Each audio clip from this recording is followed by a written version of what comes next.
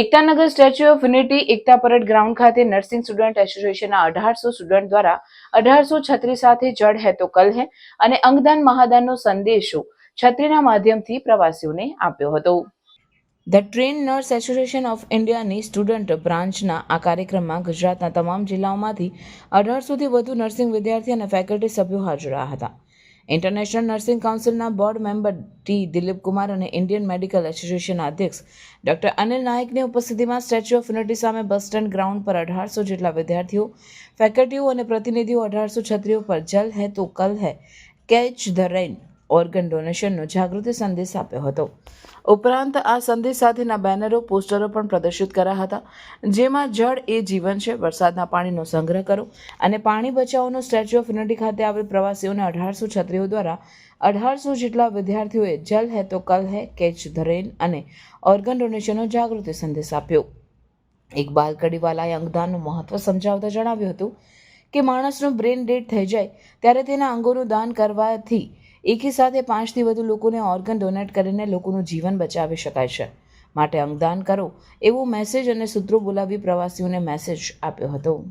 રાષ્ટ્રીય નર્સિંગ કાઉન્સિલના પ્રમુખ ટી દિલીપકુમાર અને ઇન્ડિયન મેડિકલ એસોસિએશનના રાષ્ટ્રીય પ્રમુખ ડૉક્ટર અનિલ નાયકના મહેમાન પદે આજે આ કોન્ફરન્સનું ઉદ્ઘાટન સવારે કરવામાં આવ્યું અને આજે અત્યારે સરદાર પટેલ સાહેબના સ્ટેચ્યુની સામે કેચ ધ રેન, જલ હે તો કલ હે અને ઓર્ગન ડોનેશનના જનજાગૃતિ અભિયાન સંદર્ભે નર્સિંગના વિદ્યાર્થીઓ છત્રી લઈને સરદાર પટેલના સ્ટેચ્યુની સામે ઊભા રહેશે અને જલ હે તો કલ હે, પાણીનું એક એક ટીપું બચે અને આવનાર દિવસોમાં પાણીની અછત ના થાય અને ઓર્ગન ડોનેશન, નર્સિસ એવું સમાજ અને ડૉક્ટર વચ્ચેનું એક મધ્યમ છે અને એ નર્સિસની વાત દરેક લોકો માનતા હોય છે. ત્યારે બ્રેન ડેડના કિસ્સામાં જરૂર ઓર્ગન ડોનેશન કરે અને બીજાના જીવનમાં રોશની લાવે, એ જ અમારો આ ઉદ્દેશ છે.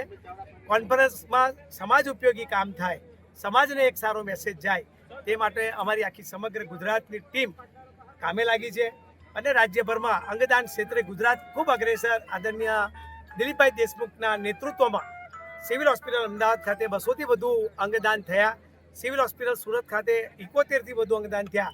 એટલે ગુજરાત રાજ્ય અંગદાન ક્ષેત્રે ખૂબ આગળ વધી રહ્યું છે. ત્યારે આ અમારી એક ફરજ પણ બને છે અને આ એવી ઐતિહાસિક જગ્યાએ વિશ્વના તમામ લોકો આ અભિયાનમાં પણ જોડાય, એ જ અમારી આશય છે.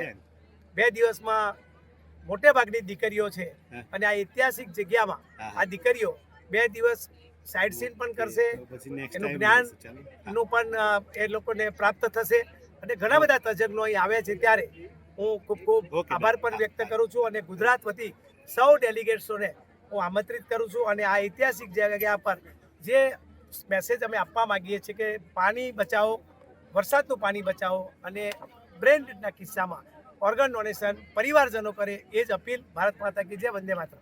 આજે અમે એકતા પરેડ ગ્રાઉન્ડ ઉપર બધા છોકરીઓ, બધા નર્સિંગ સ્ટાફ, 1800થી વધારે નર્સિંગ સ્ટાફ આખા ગુજરાતમાંથી અહીંયા આવ્યા છે.